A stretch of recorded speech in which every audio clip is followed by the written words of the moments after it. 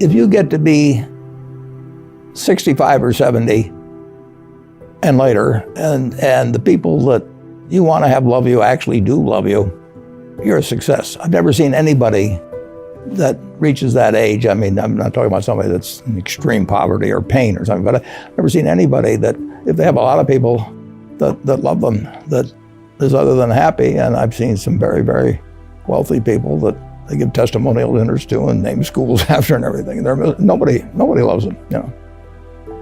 By far the best investment you can make is in yourself. I mean, for example, communication skills. I tell the students that come that they're going to graduate schools and business, and they're learning all these complicated formulas and all that.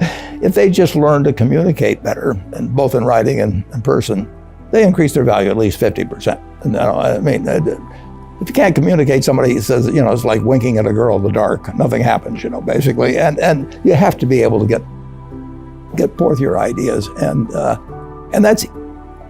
that's relatively easy. I did it myself with the Dale Carnegie course. Some people wish I'd taken a shorter course now in terms of my talking later on, but it's just hugely important. And if you invest in yourself, nobody can take it away from you. The second thing, which I'll get a certain criticism for not living it, but I do tell those students, you know, that if I gave you a car and it'd be the only car you get in the rest of your life, you take care of it like you can't believe. Any scratch, you'd fix that moment. You'd read the owner's manual. You'd keep a garage and do all these things. And you get exactly one mind and one body in this world. And you can't start taking care of it when you're 50. By that time, you'll have rusted out if you haven't done anything. So you should really make sure that you just remember that you just got one mind and body to get through life with and to do the most with it. What about life advice? Well, life advice is, the most important thing, aside from the things I've talked about already, is really who you associate with. You want to associate with people that are better than you are. I mean, basically, you'll go in the direction of the people that you associate with, and you want to have the right heroes. You want people, if you want to emulate somebody, you better pick very carefully who you want to emulate. And obviously, you can't pick your parents. They're going to have an enormous influence on you, but you don't get a choice on that. But you get choices as you go down the line, and who you admire, who you want to copy, and the most important for most people in terms of that decision is their spouse. It's also important in terms of a partner in business, but the partner in life is the most important one. You want to pick a spouse that's better than you are, and then he or she, and you hope they don't figure it out too fast. Is business school worth it? Depends on the person, much more than it depends on the school. I mean, I wouldn't worry. Some people are going to get a lot out of advanced education, and some people are going to get very little. And I don't even think it's important that every person go to college at all. I mean, we have all kinds of jobs that 70 or so thousand a year, 80,000 a year, that college training is not of use. And I actually was not keen on going to college myself. Yeah, my dad kind of jollied me into it. He could get me to do anything. And if they'd had an SAT test in those days, he would have taken the test for me. But because I knew I could have a good time, and I liked investing, and I didn't really feel I could read the books. So I don't, it's a big commitment to take 4 years, and the cost involved, and maybe the loans involved and everything. And I think depending on what your interests are in life, I don't think it's for everybody. I think it's for a lot of people. But there ought to be a reason you're going. And I didn't really see much reason. It never bothered me if people disagreed with what I thought, as long as I felt I knew the facts. I mean, there's a whole bunch of things I don't know a thing about. I just stay away from those. So I stay within what I call my circle of competence. Tom Watson said it best. He said, I'm no genius, but I'm smart in spots, and I stay around those spots. Well, I try and stay around those spots, and I just don't have a problem if somebody says, you're wrong on something. I go back and look at the facts, and I think that really is much more important, frankly, than having a few points of IQ or having an extra course or two in school or anything of the sort. You need emotional stability.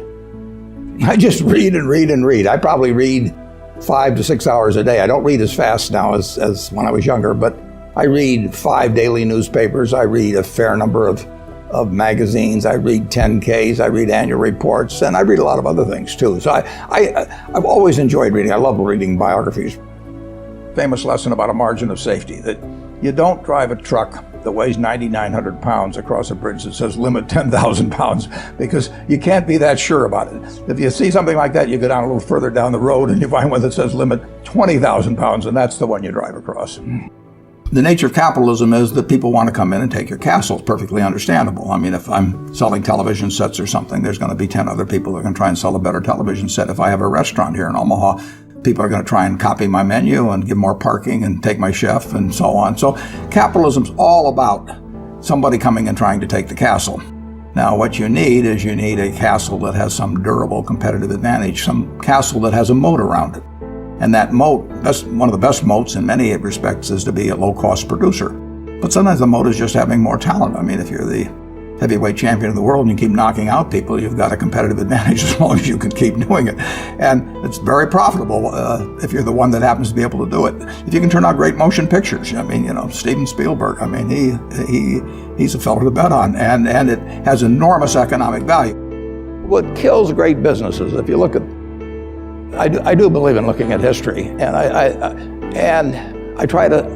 like to study failure, actually. And my partner says, all I want to know is where I'll die, so I'll never go there. And we want to see what has caused businesses to go bad. And the biggest thing that kills them is complacency. I mean, you want a restlessness, a feeling that, that somebody's always after you, but you're going to stay ahead of them. You always want to be on the move. And when you've got a great business, like Coca-Cola, which is, there aren't any like Coca-Cola, but you really, the danger would always be that you rest on your laurels.